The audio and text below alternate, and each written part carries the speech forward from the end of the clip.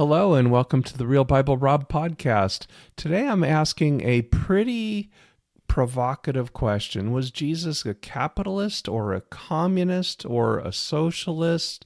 And the answer is honestly none of these, because even though economics is all over the Bible, and we'll talk about that a little bit, the modern labels which are modernist ideas that come out of the Enlightenment or come out of the post-Enlightenment modern period really just don't apply. And you can't really, it's not a good idea to take ancient texts and then mold them into modern labels.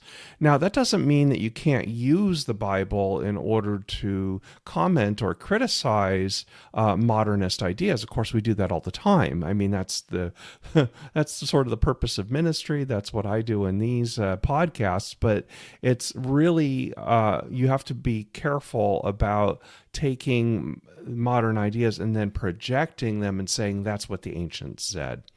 And people do this all the time. You see people projecting their ideas about capitalism and socialism and even communism on the ancient texts all the time. Now, the Bible has a lot to say about commerce.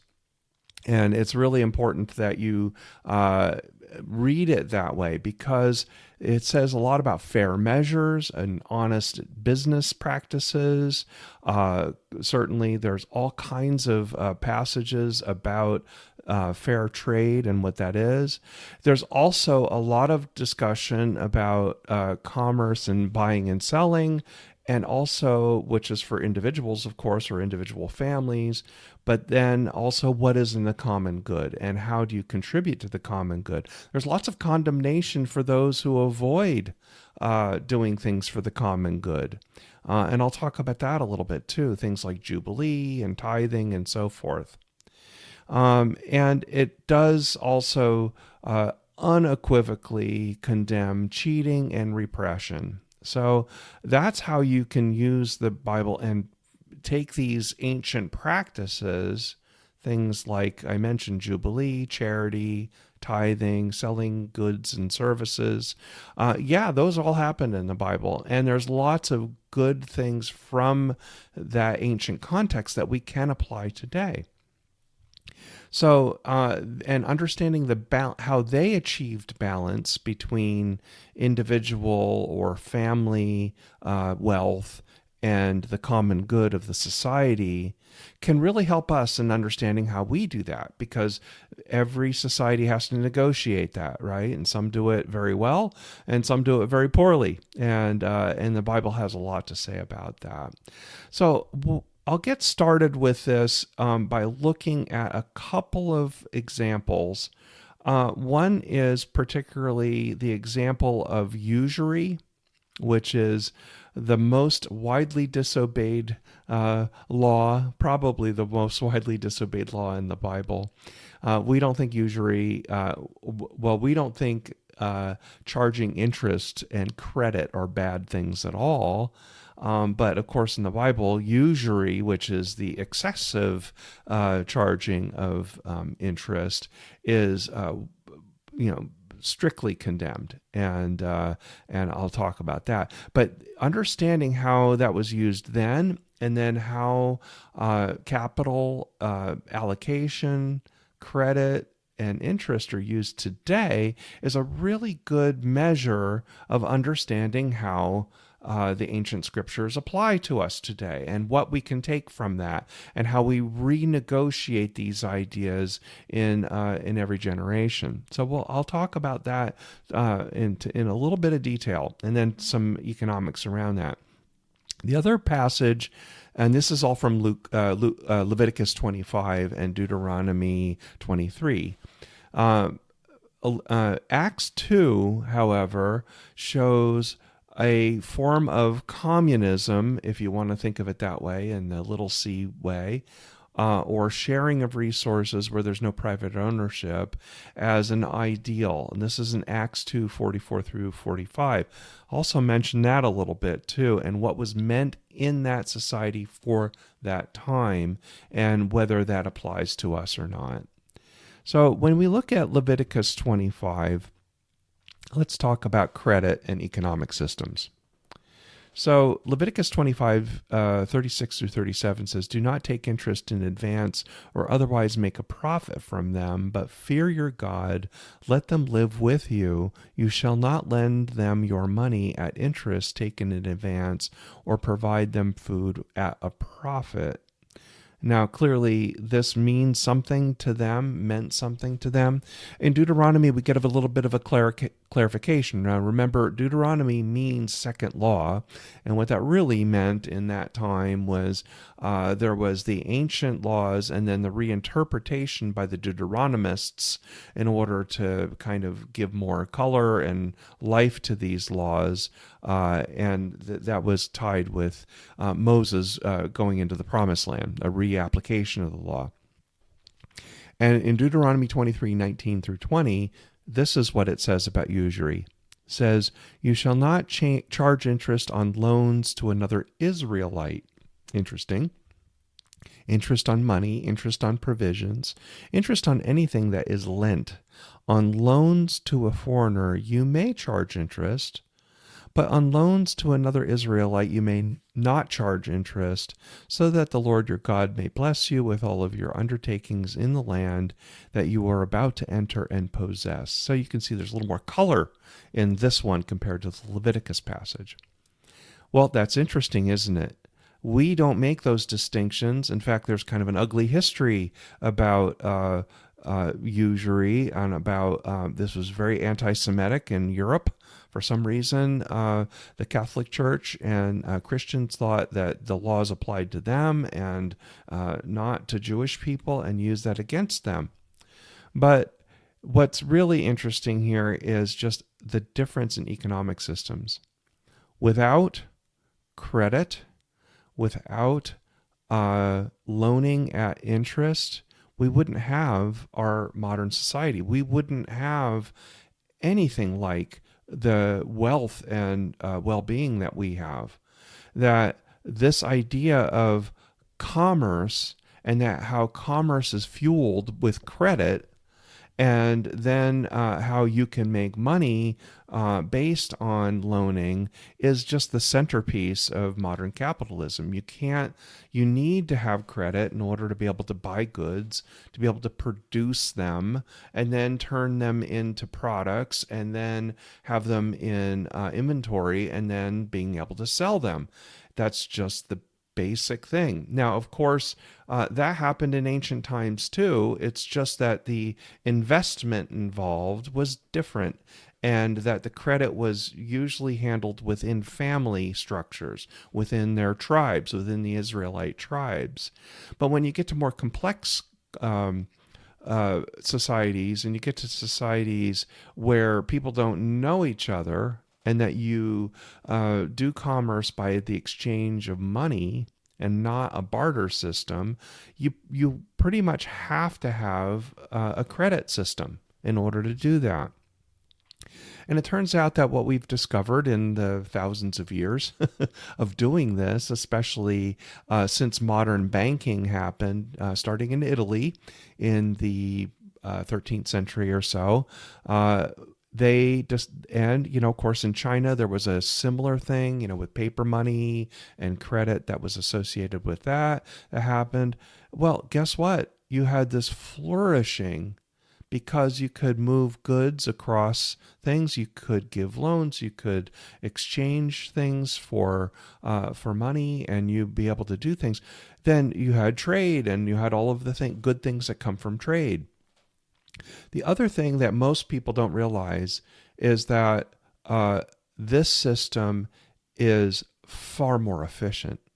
The reason why people developed these systems of credit and using money and transfer and trade is because it's much more efficient in allocating capital, meaning knowing what to invest, when to invest it, what to charge, what the value is, and in understanding that value between buyer and seller, that's how you get this idea of allocating capital by the market. And to us that just seems so obvious. And like I said, in simpler societies, societies where you don't have a lot of capital intensive activities and manufacturing and things like that, well, you don't really have to think about it. But by the time we came to the 18th century, Adam Smith came around. Now, I don't know if you know who Adam Smith is, but Adam Smith was the one who discovered in The Wealth of Nations, in his seminal book, basically described this complex interaction, more complex interaction of allocating capital. And the idea is, from that we get the idea of capitalism. So instead of it being dictated by people, that it's dictated by the market, by supply and demand. And of course, he describes that.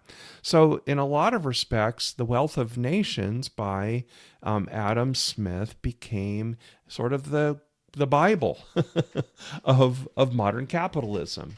And it made a lot of sense because you were able to do that. Now, a lot of people in today's world, because we have hundreds of years of history, some of it very bad, because capitalism was also the driver of the slave trade, for example, is what caused Europeans to go around the world and subjugate people and to do a colonialism and to do all of those things. Those were capitalist ideas and instincts that took people to do that.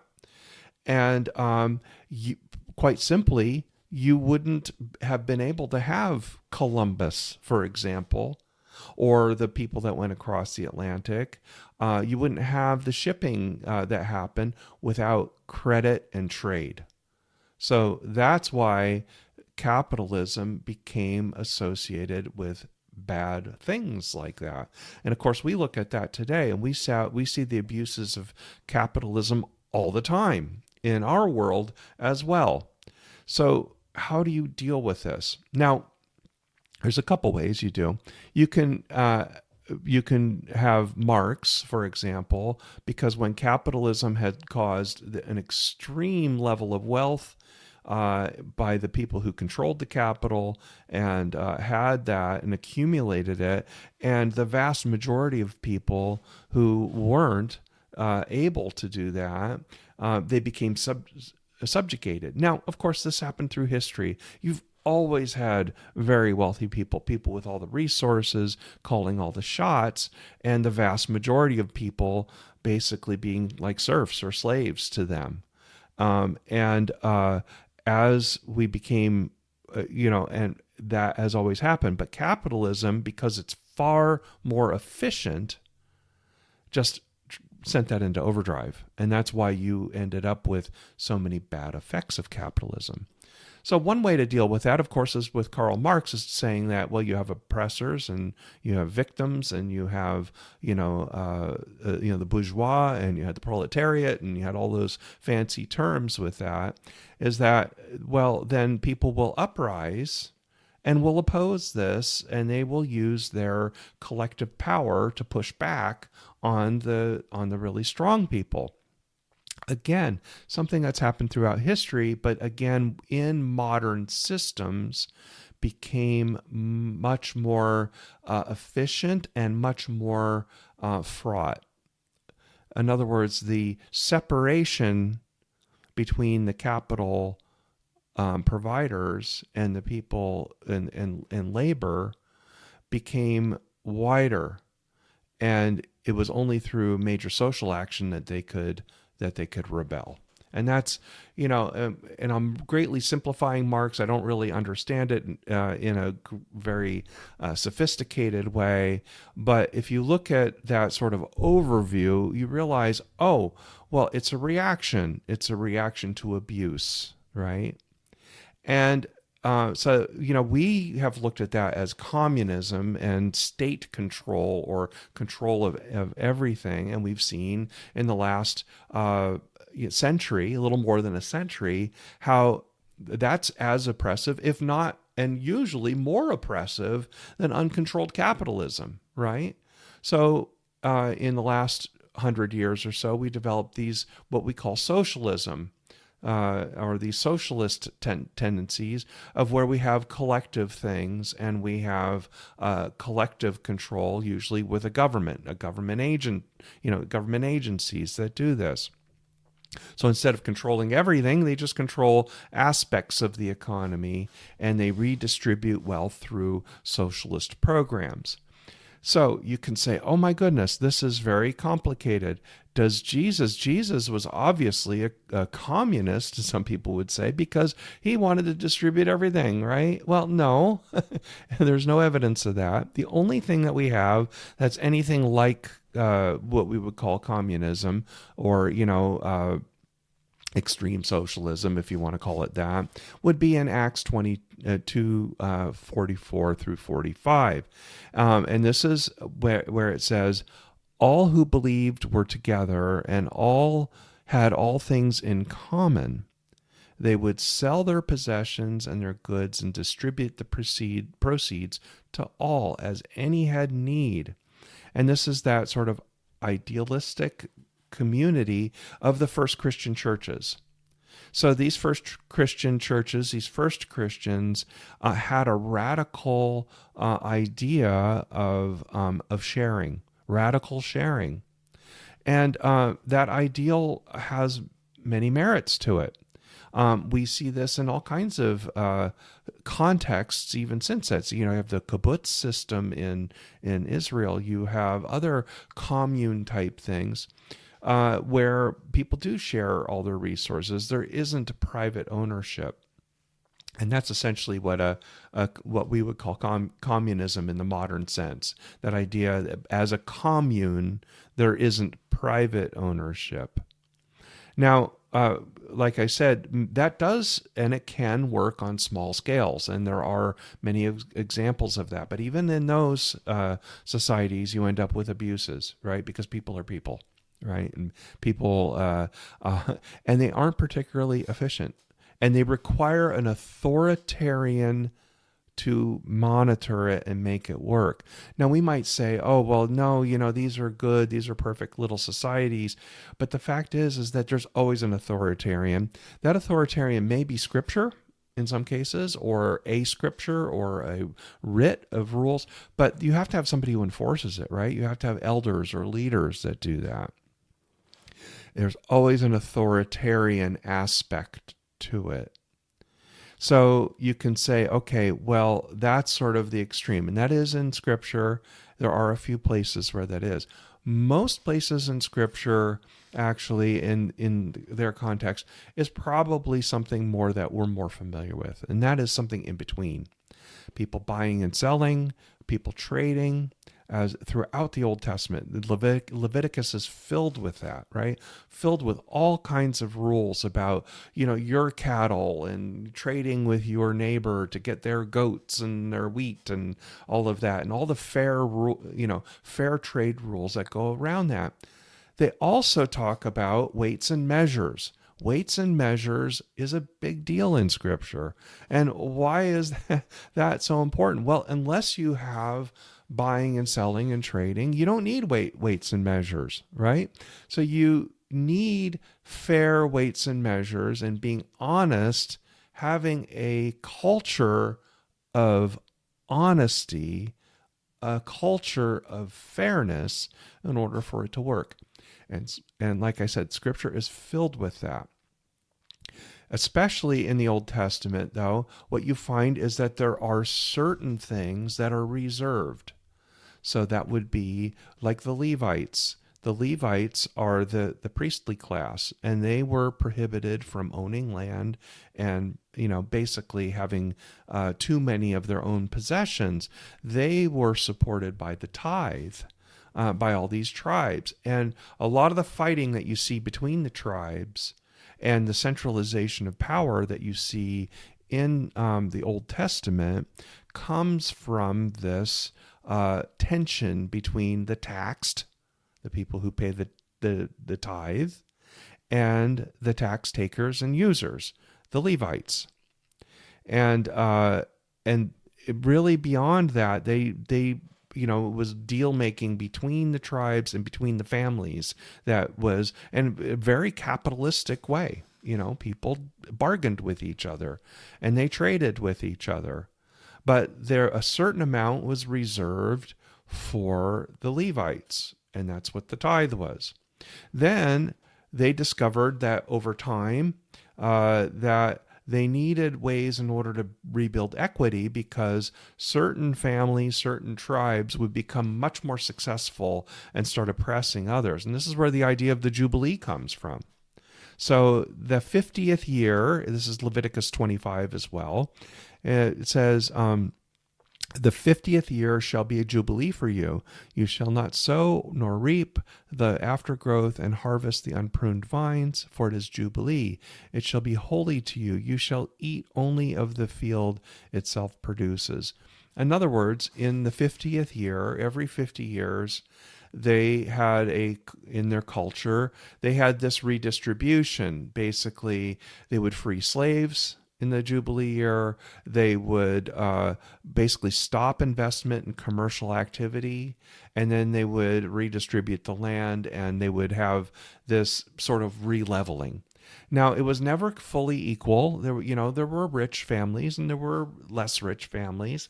There were leaders and there were workers in the fields. They had slavery. The Israelites had slavery all along, and this was chattel slavery, and it is written explicitly about in the Old Testament. So you see where this that they had a society that probably realistically was more what we're used to seeing. That is pretty I would say uncontrolled or free trade and between people for the most part, but then some over structures above that. And that's just the way it was. Now, in the New Testament, it gets a bit more complicated, because in the New Testament, it was with Roman structures over them. So they had to live under Roman law, whereas in the Old Testament, it's a variety of different. Sometimes they were independent, and much of what we read is about Israelites having their own systems. But then there were significant periods in the Old Testament where they were under either Assyrian rule, Babylonian rule, Egyptian rule, and they had to pay tributes to these, or they had to live under their legal systems, more or less. And how they integrated those into the scriptures is very interesting, and how they did that. So but when you get to the New Testament, that's where it gets a little bit different, because it kind of like in our own world, where a lot of these capitalist structures, a lot of these rules that we have are very much assumed, right? Because we live in highly structured societies today with, definite rules about the flow of capital and how we do business. Under Rome, they had that too. Now, of course, it's very different than what we have, but they had coinage, right? They had systems of borrowing and lending and paying interest and capital formation, doing big projects. They certainly had that in Rome. The Israelites, the people in Judea, especially, were pretty much under the thumb of the Romans. So you could say, well, they didn't have the kind of freedom that may have had in prior centuries, but, they operated in that system as well. So clearly they were buying and selling and trading and so forth. So you have people coming in, and Jesus is speaking in this environment, both with a long history of buying and selling and trading that was, they believed, ordained by God through Torah in the law, and then also being with the Romans and the kind of inequalities and difficulties that they had. I spoke in the last podcast about the fishing industry around the Sea of Galilee, and it's quite likely, it looks very likely, that Jesus' disciples mostly came from fishermen who were economically distressed by the Romans, who were overfishing the Sea of Galilee and controlling trade. And so when Jesus is talking about fairness, when Jesus is talking about economics, which he does quite a bit, he's always talking about it in that context, having this strong system over them with local rules, local trading, and with oppressed people that were just trying to make it, with all of the unfairness and difficulties that the system put on them. So, wow, doesn't that sound familiar? We have terrible cases of income inequality, unfairness in our own system, and we struggle against that system as well. And so that aspect of economics is very much like it was ancient times as it is today. If you're an oppressed person and you're being shoved down by rich people or by corporations or by governments or whatever, guess what? That was the people Jesus was talking to too. They were talking about governments taxing them hard, being taxed by the Romans, being taxed by the temple hierarchy. They were being pushed around quite a bit. If this discussion about the fishing industry, they were competing. They were competing with people who were stronger than them. It was difficult. There were people who were not being cared for. There were poor people. There were people with, orphans and widows, the lame. A lot of those people that Jesus was going around healing, they didn't have a social safety net. Their social safety net was either through charity, individual charity. There were resources from, probably from the temple and synagogues that supported them. But the Romans certainly didn't have any social safety nets. There was no social security for Romans, things like that. So whenever you're reading what Jesus is saying, and when you're reading in the first century context, you have to realize that the similarities to us come with this vast inequity between rich and poor. You really see it with Paul in especially 1 Corinthians. 1 Corinthians, the Corinthians letters talk mostly about the inequity that people were retaining even after becoming Christians, and that they were not treating each other well. And wow, that really goes with us. So let's back out of that a little bit. Those are the similarities. What's different? Why don't socialism, communism, and capitalism, why don't they really apply to the ancient people so much? Well, part of it, like I mentioned, is the allocation of capital. Capitalism, one thing I do want to mention here is that I was a business person for a long time. I was in sales. I was in marketing. I have an MBA. I was never really in finance, but I dealt with a lot of finance people. But the idea is, one thing I really grew to appreciate, especially in manufacturing, because I also did a lot of manufacturing. I was really involved in that, in investment, capital investment in equipment, hiring people, all of that. You really you get a real appreciation for this idea that you need the free flow of capital. You need good credit, and you need good suppliers and good relationships with suppliers, good relationships with customers in order to make it all work and make it work efficiently. And it's really a wonderful thing when you see it up close. Any business person who has done this has seen that, wow, with goodwill, with fairness, with good relationships. Business can really uplift a lot of people, both suppliers, customers, and employees and managers.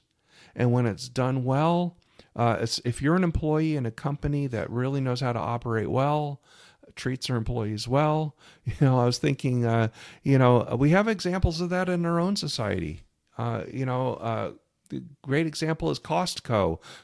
Costco has been uplifted as a great example where, employees are generally pretty happy. Of course, there's situations that individuals have problems with, but they're generally happy. They're generally well compensated. They have ways of affecting the organization. The organization is smart in how they treat them. And then there are organizations in our society where employees are treated horribly. There are many cases in our society whenever you deal with the poor, especially you deal with migrants, people who don't have legal status. Boy, wage theft is a big deal. If you don't deal with these people, you have no idea how much wage theft goes on, how many times employers cheat their employees, and how they do it brutally and terribly.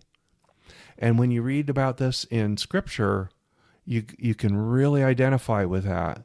Is that these people, they didn't have the legal structures that we have.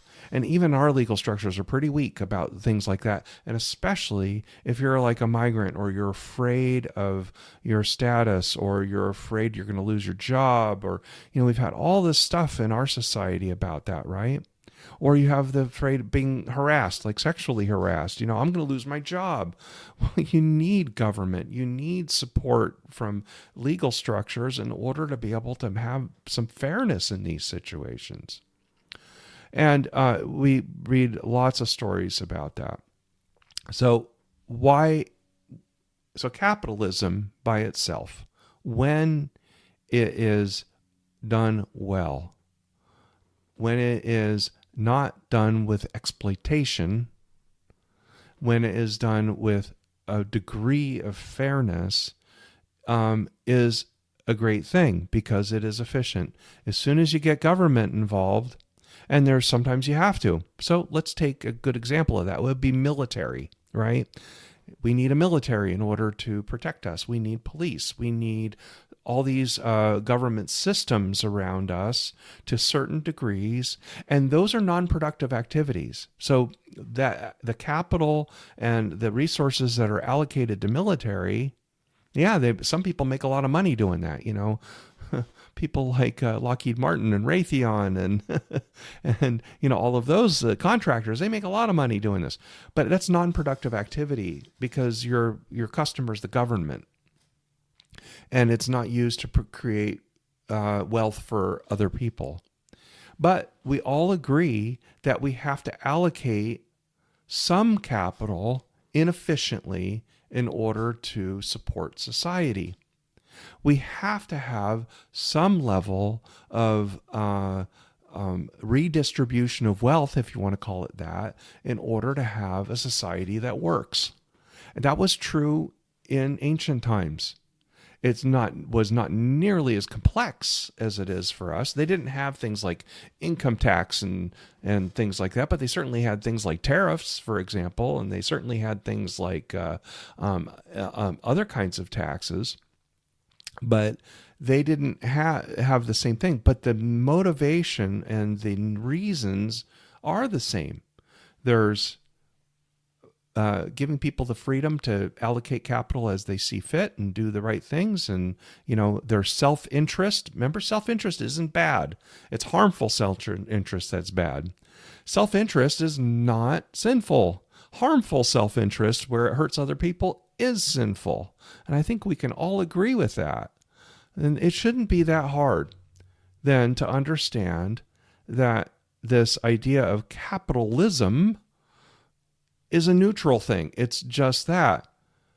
When it becomes exploitative, when you don't have rules around it that take care of people and allow people to thrive in it, that's when it's wrong. That's when it's sinful. That's when it's evil. And the same thing goes with socialism. A certain amount of socialism is needed. I would call having a military, that's socialist. But also things like pensions, things like Social Security, healthcare, things like that, that the market doesn't do a good job of taking care of everybody. We have that problem in America, right? We have a market sort of socialist approach to medicine, and there are significant numbers of people that don't get good health care, or they get overcharged, or there's a misallocation of resources. That's the problem with it. Since medicine isn't capitalist, and it can't be completely because you'd leave lots of people unserved, as a result, you end up with an inefficient system. So that's where that struggle comes from. Those complications of that, some of that bureaucracy and things like that, while they may have had some parallels in ancient societies, those societies just weren't as complex as ours. So as a result, the complexity, the chances for inefficiencies to arise in modern society, in bureaucracies, is greater.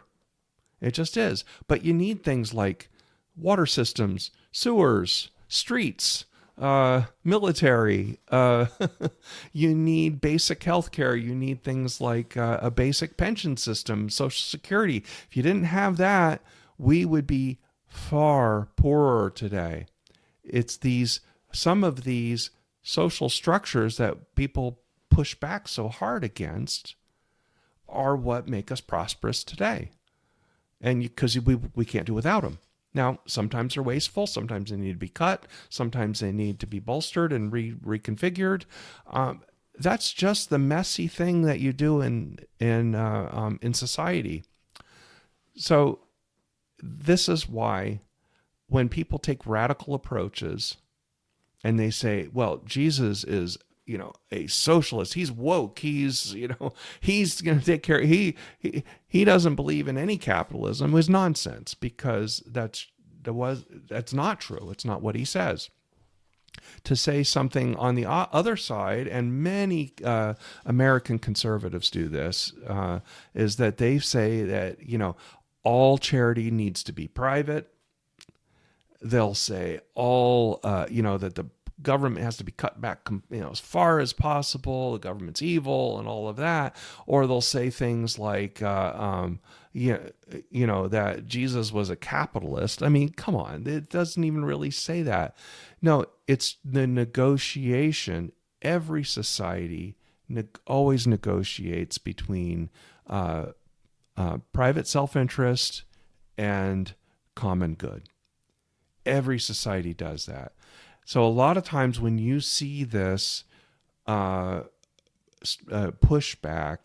especially, against any kind of socialist, or people will run around, this drives me nuts, is when people say, you're a Marxist.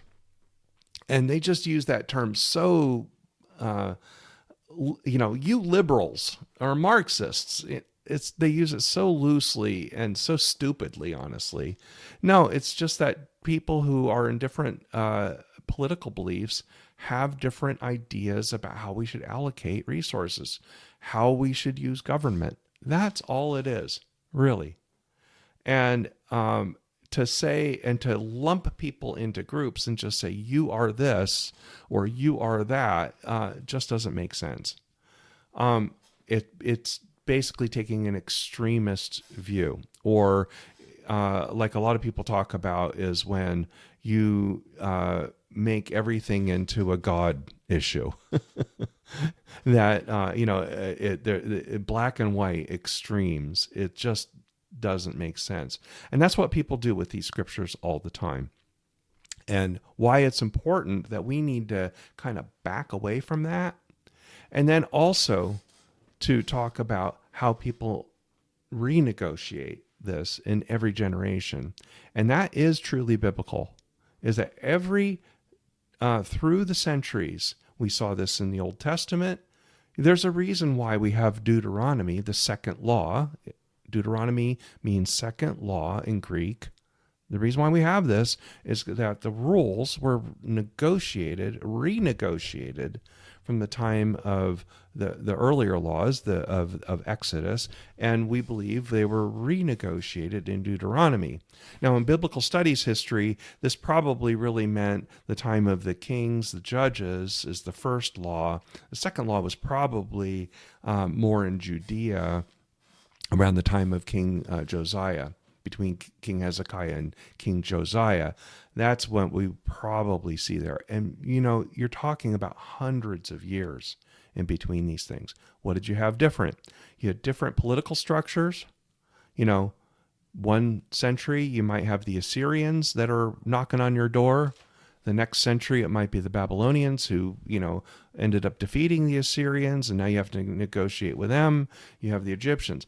The other thing that happened too is you have improvements in technology. Now, they happened a lot slower back then, but they certainly did.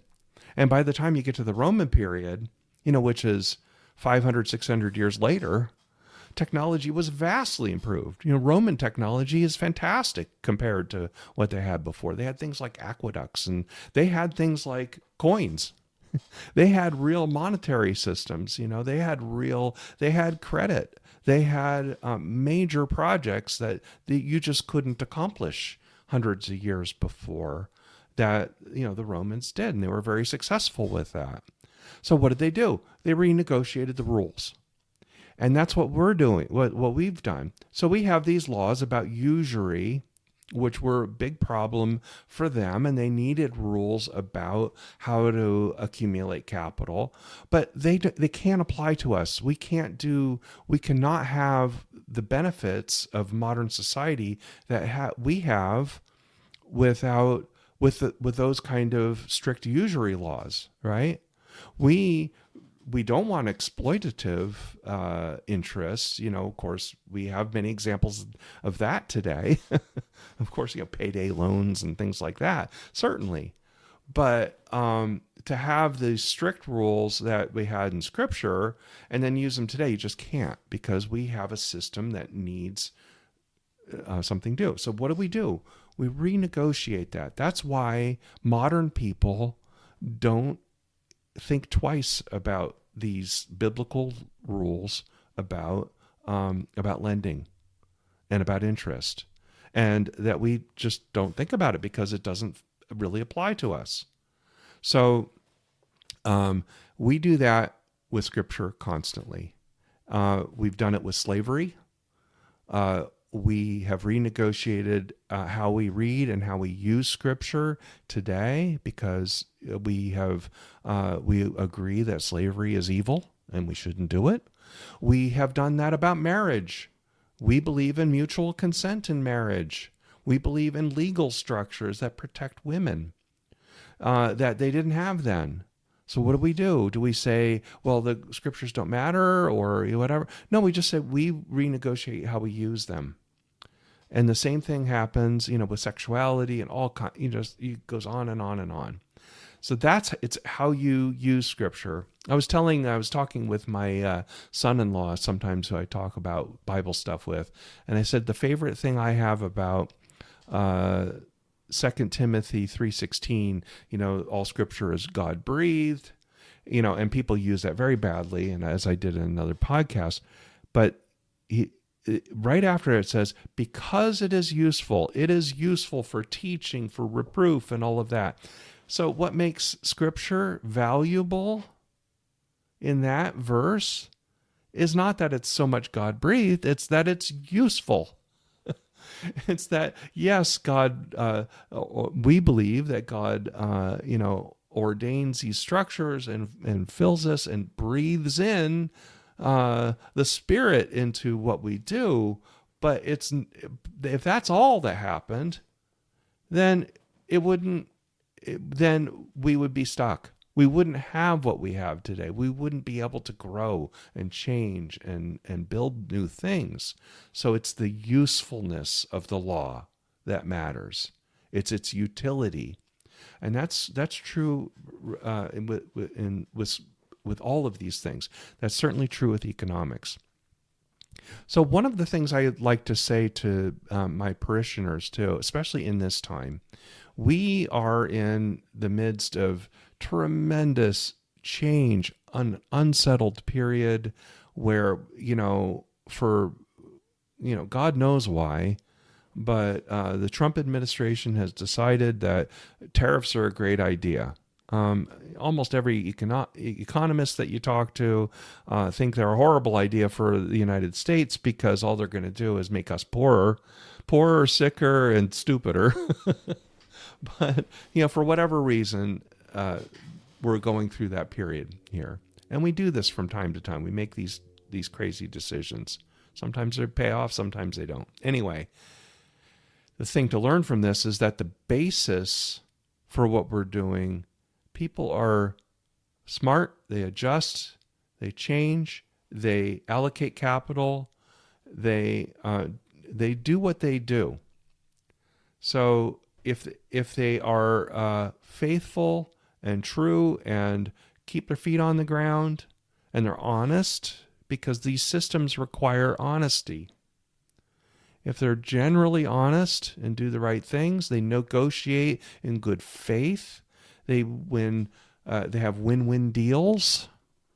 When you do business well, everybody benefits. Society benefits. The person who works in the way, in the marginal job or the wage earner benefits if it's done well. And so that's what we should be talking about. And that's what Scripture talks about. It's not so much about, black and white systems. It's about the rules and the benefit that we can provide everyone. And that requires good faith negotiation. All business does. All government requires good faith negotiation. So when I look at what we're dealing with today, the thing that makes me sad is not so much that we need to change the system as much as that we're not negotiating in good faith. Our political leaders are so polarized right now that they don't even hardly talk to each other. We as citizens are hardly talking to each other. We do have some basic structures, but we, for whatever reason, have thought it's a good idea to not hold really, really wealthy people, billionaires, accountable like we should. We have thought for some reason that it's a good idea to not have the basic social structures for workers.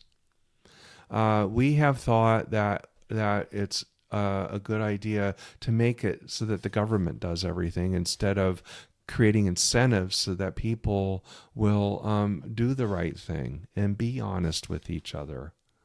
Yeah, people are always going to try to game the system. Everybody does.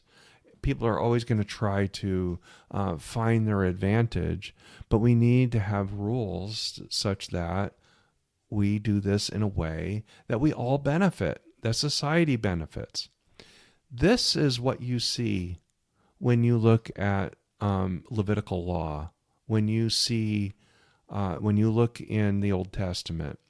You see a people struggling to find a way to be equitable and that they can trade with each other and they can deal with each other in ways that benefit the society, where people win, where everyone benefits. And we've made major progress. I'd much, all of you, much rather live today than then. Much rather live today than 50 years ago or 100 years ago. We have greatly benefited from the free flow of capital, goods, people going across borders. We've benefited so much from that. And now, of course, and then you get reaction against that. So is Jesus a capitalist or a communist? He's neither. Did Jesus believe in fairness and commerce and common good? Absolutely. You look at his parables, in particular, like you look at the parable of the talents. Wow. Talk about fairness and difficulty. And, maybe I'll do this in another podcast, but the parable of the talents actually has a lot more to do about oppressed people than what we read about it from the surface. But he talks about these fairness, issues of fairness all the time, and it's economic fairness. And that's so that's why I think, so is Jesus a capitalist or a communist or a socialist? Doesn't matter. No, but Jesus was into fair trade and people working together peaceably in the peaceable kingdom. That's what we read about constantly, especially like in Isaiah 11. So I'll close with this. I'll say, a shoot shall come out of the stump of Jesse. This is Isaiah 11:1. And a branch shall grow out of its roots. The Spirit of the Lord shall rest on him, and spirit of wisdom and understanding, the spirit of counsel and might, the spirit of knowledge and fear of the Lord. The peaceable kingdom, it comes out of this, and what we see in all the rules that we have there in the Jubilee year. So with that, I realize this is a complicated subject, and you can go a lot of different ways, but I think that if you stand back a little bit and think about your own life, think about what you've seen as good, fair practice, the things that you want for people and how they get along. When you've seen negotiations that go well, when you see people treating each other fairly, when you see people being lifted up in their station by, hard work and investing the right way and getting an education and all of that. I mean, thanks be to God for this. Thanks be to God for this. I've seen it so many times in my life when people who, with a little bit of help, a little bit of credit, a little bit of support, and a little education, make their lives and everyone around them so much better. And that's where where the gospel hits the road. So with this, I say, people say lots of things about the Bible, especially when it comes to economic systems that aren't really there. And they ignore the parts of the Bible that talk about economics a lot, and how we treat the poor and how we treat trade and how we do things a lot. And with that, I say, God bless you.